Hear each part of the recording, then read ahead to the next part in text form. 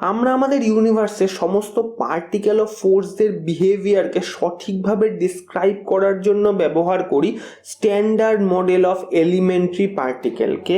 এটা অনেকটা আমাদের পর্যায় সারণী বা পিরিয়ডিক টেবিলের মতনই, শুধুমাত্র এখানে মৌল বা এলিমেন্টের জায়গায় রয়েছে এলিমেন্টারি পার্টিকেল।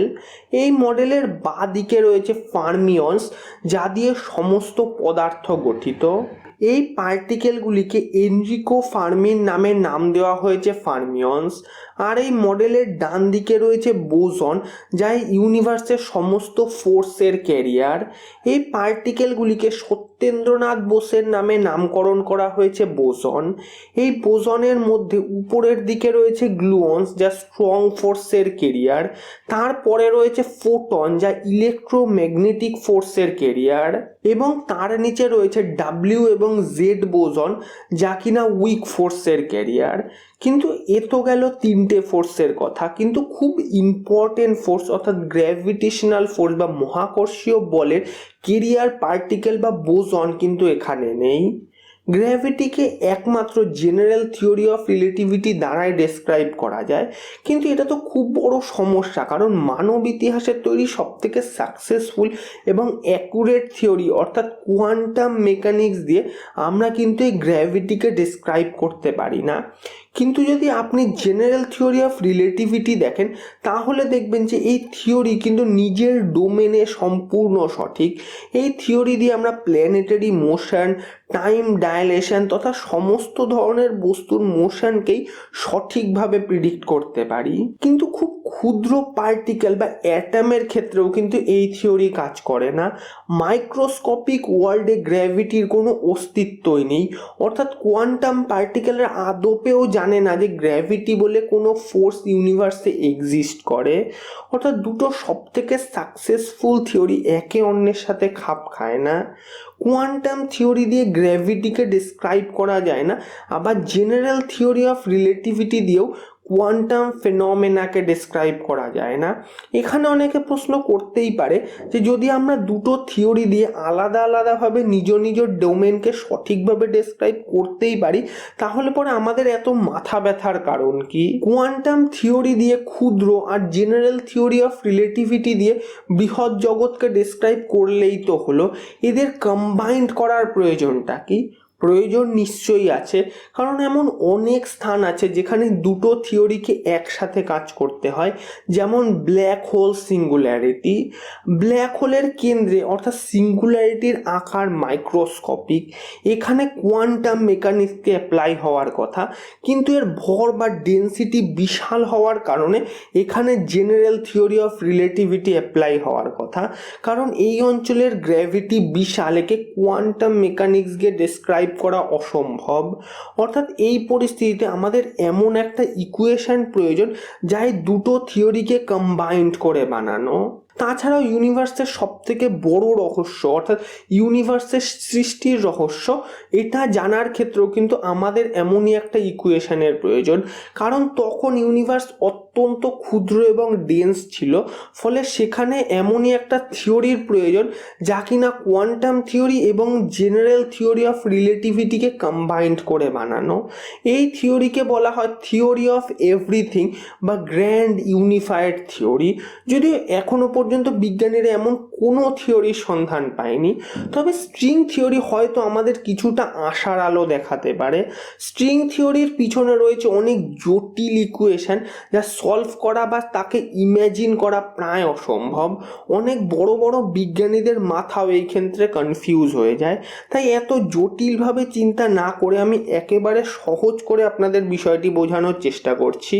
স্ট্রিং থিওরির মতে ইউনিভার্সে যত ধরনের এলিমেন্টারি পার্টিকেল আছে তা সবই ওয়ান ডাইমেনশনাল স্ট্রিং দিয়ে তৈরি, আর এই স্ট্রিংয়ের বিভিন্ন ধরনের ভাইব্রেশনই বিভিন্ন ধরনের পার্টিকেলকে তৈরি করে। অর্থাৎ এই স্ট্রিংয়ের বিশেষভাবে ভাইব্রেশন যেমন একটা ইলেকট্রনকে তৈরি করে, তেমনই একটু অন্যরকম ভাইব্রেশন হয়তো তাকে একটা কোয়ার্কে পরিণত করে। অর্থাৎ স্ট্রিংয়ের আলাদা আলাদা কম্পনি আলাদা আলাদা পার্টিকেলের নির্মাণ করে।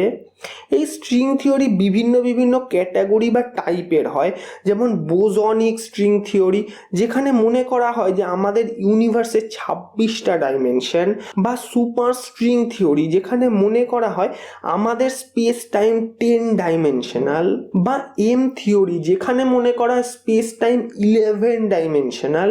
এই থিওরিগুলিতে আলাদা আলাদা ইকুয়েশন ব্যবহার হলেও এই সব থিওরির বেস কিন্তু প্রায় একই, অর্থাৎ সমস্ত পার্টিকেলই ভাইব্রেটিং স্ট্রিং দিয়ে তৈরি। আর এই স্ট্রিং থিওরির মতে গ্র্যাভিটেশনাল ফোর্সের কেরিয়ার পার্টিকেল হলো গ্র্যাভিটন। যদিও এখনো পর্যন্ত এই পার্টিকেলকে ডিটেক্ট বা অবজার্ভ করা যায়নি, তবুও স্ট্রিং থিওরি দ্বারা আমরা এই পার্টিকেলের অনেকগুলো ক্যারেক্টারিস্টিক সম্পর্কেই জানতে পেরেছি।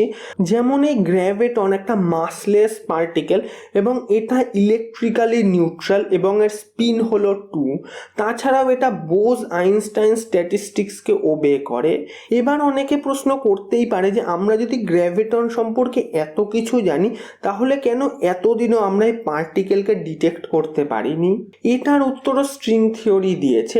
স্ট্রিং থিওরির মতে ভাইব্রেটিং স্ট্রিং আসলে দু ধরনের, এক হলো ক্লোজ স্ট্রিং আর দ্বিতীয় হলো ওপেন স্ট্রিং। ক্লোজ স্ট্রিং অনেকটা রাবার ব্যান্ডের মতো, অর্থাৎ বৃত্তাকার, আর ওপেন স্ট্রিং হলো সাধারণ দড়ি বা সুতোর মতো, অর্থাৎ দুই প্রান্তই উন্মুক্ত। এই ওপেন স্ট্রিংগুলি আমাদের ইউনিভার্সের স্পেস টাইম মেমব্রেনের সাথে যুক্ত থাকে, ফলে এই সমস্ত স্ট্রিংগুলির সমস্ত শক্তি আমাদের ডাইমেনশনেই থেকে যায়। স্ট্যান্ডার্ড মডেলের সমস্ত পার্টিকেলগুলি ওপেন স্ট্রিং দিয়েই তৈরি, তাই এই পার্টিকেলগুলিকে ডিটেক্ট করা সহজ এবং বাকি ফোর্সের ফোর্স পার্টিকেলগুলি এতটাই স্ট্রং, কারণ মেমব্রেনের সাথে যুক্ত থাকার কারণে এরা অন্য কোনো ডাইমেনশনে প্রবেশ করতে পারে না। কিন্তু গ্র্যাভিটন এই সমস্ত স্ট্রিংয়ের থেকে আলাদা। এই গ্র্যাভিটন ক্লোজ স্ট্রিং দিয়ে তৈরি, ফলে এই পার্টিকেলটি আমাদের ইউনিভার্সের মেমব্রেনের সাথে যুক্ত থাকে না, অর্থাৎ এই পার্টিকেলটি বিভিন্ন ডাইমেনশনের মধ্যে ঘুরে বেড়াতে পারে। এই কারণে গ্র্যাভিটনকে ডিটেক্ট করা এতটাই কঠিন। তাছাড়াও মাল্টি ডাইমেনশনে থাকতে পারার কারণে এর শক্তিও সমস্ত ডাইমেনশনে ছড়িয়ে পড়ে, ফলে গ্র্যাভিটিকে এতটা দুর্বল মনে হয়। এই গ্র্যাভিটি উইক ফোর্সের থেকেও প্রায় 10⁻25 গুণ কম শক্তিশালী।